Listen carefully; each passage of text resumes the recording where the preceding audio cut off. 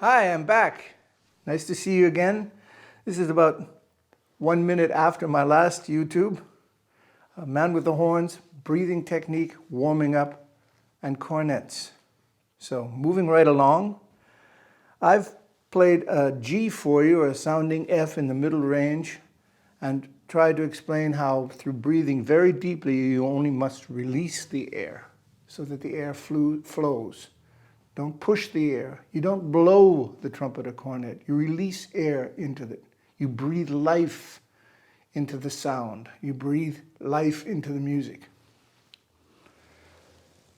And I was talking about also my technique is to move the elbows forward so that your back is free. Your elbows go forward and it allows your shoulder blades to get out of the way so you can breathe into your back.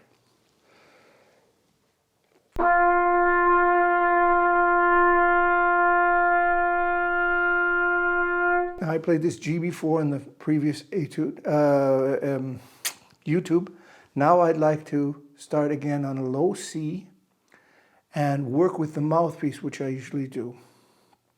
Developing, first of all, a very relaxed and controlled embouchure into the double pedal range. First of all, the low C.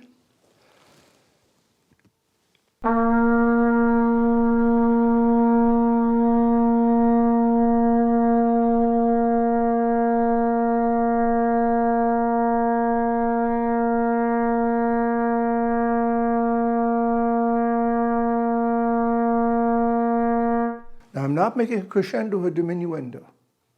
I'm just letting the air flow. This is a very important principle of not forcing the air out, not pressing it, not doing anything other than relaxing when you play. The more relaxation there is in your playing, the more enjoyable it will be for you and more enjoyable for the listener.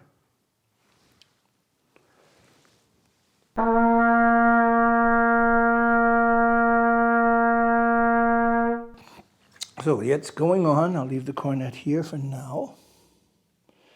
Going on with only the mouthpiece and starting at this low C or sounding B flat.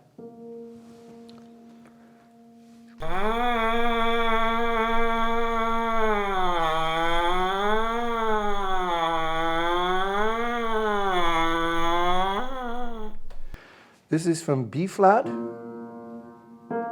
down to E.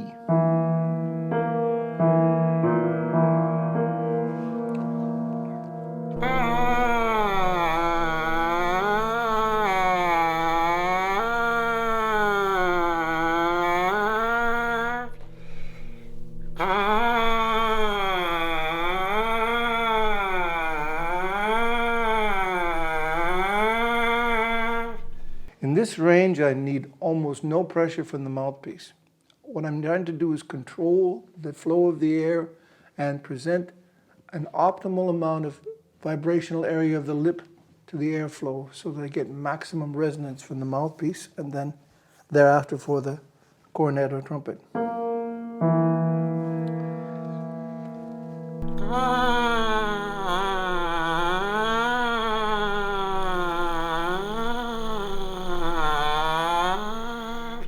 Now, depending on how much you've worked the day before or how tired the muscles have become, you need to reintroduce them to the airflow and the control that you need to develop or you need to maintain when you're playing seriously and controlled in the day of your work musically or enjoyment as if it's a hobby for you. So what's important here is for you to understand that the more relaxation that's involved in this and the more control that you can develop in the beginning and you warm up, the easier your whole day is going to be. The idea is to develop maximum vibration and control of the airflow. Now, if I go down to pedal C, now this pedal C does not resonate on the trumpet or cornet. What happens often, people try to play this note on the instrument and they end up forcing the embouchure in some way, bending the mouthpiece in one or the other direction or changing the tongue position or whatever. And this is not good for the control that you want to develop. Because I want to be able to play down to double pedal C without any pivoting or changing of the tongue position, except to let the air flow.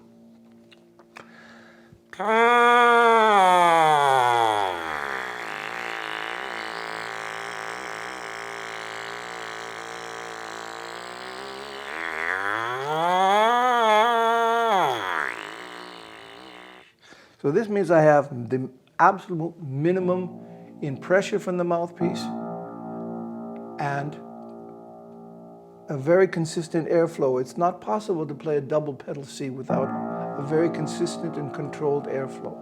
You cannot force it, because the mouthpiece, as you've seen, I even take away from the lips and still maintain the same vibration or the same frequency.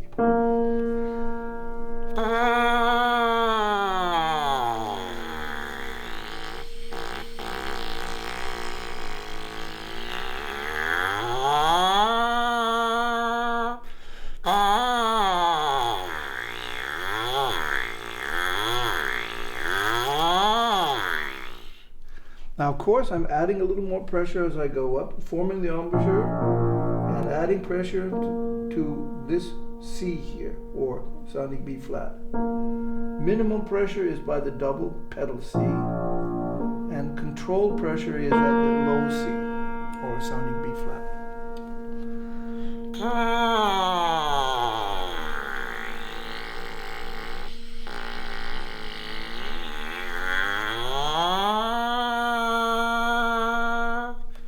Now, if you practice this way when you're warming up, you will find that you understand much better how your specific personal embouchure functions and how you need to use the air and control the embouchure to form an aperture, the opening, so that when the air goes through, it pulls on the skin of the lip forward and gets maximum resonance. I play this cornet mouthpiece is very conical, which means my lips can relax more into the cup, and it creates a warmer sound, but it's also a more less forced, or less there's less resistance in the mouthpiece. I also play a very special kind of positioning of the mouthpiece. I play 90% top lip mouthpiece positioning. When I was younger, I played 40 top and 60 bottom, and basically because of teeth positioning. I had some crooked teeth and I was trying to get away from one or the other. I talked in the earlier YouTube about exactly that, so you might want to go back to, I think, 28 in the YouTube series about when I'm talking about braces and how I changed my embouchure when I was 25, 26 years old. Radically, but the positioning of the mouthpiece also, and why I did it and how I did it. But what's important right now is for you to understand that if you have more top lip in the mouthpiece, you can relax a lot more. And if you play a larger mouthpiece, you can and have a flatter rim, then your displacement of pressure gets much larger. And so the pressure that you use when you play becomes much more homogeneous. You're not forcing on a small area, only on the top lip, and pinching the lip. You're working with the lip in a much more complete manner. And this will allow you to develop much more endurance.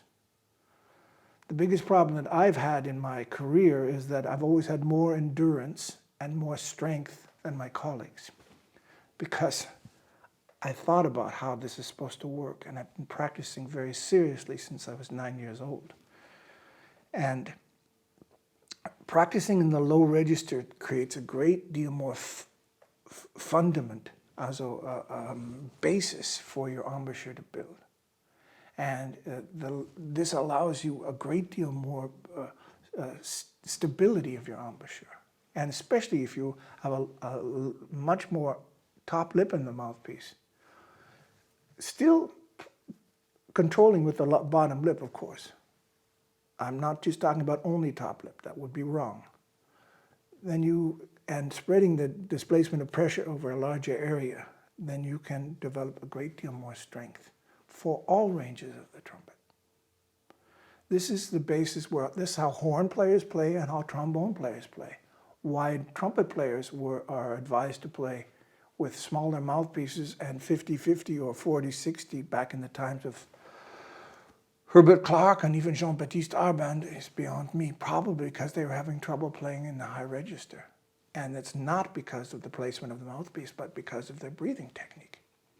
And I want to talk about breathing technique and the development of breathing technique in coordination with embouchure development, because one thing does not go without the other. These things work in coordination with each other, an equilibrium of pressure from inside and pressure from outside in a controlled way to develop range and endurance. But I'd like to be able to get back to this in another YouTube before the time runs out, and I have to then rush at the end of this specific YouTube. I'd like to thank you again for looking in, and I'm going to continue the next YouTubes with how I use Arband and Herbert Clark to develop embouchure, and how I was taught by my father and some very good teachers how to use these books, but not only taught by them, but my suggestion is to you is to think yourself and figure it out yourself what has to be done. Because words are really not going to help. You have to feel it. You have to understand when you're doing it. Yeah, that's what works for me. Everyone's different. So I hope to see you again in The Man with the Horns, and we'll continue on with cornet and the development of embouchure and endurance and playing technique on the cornet.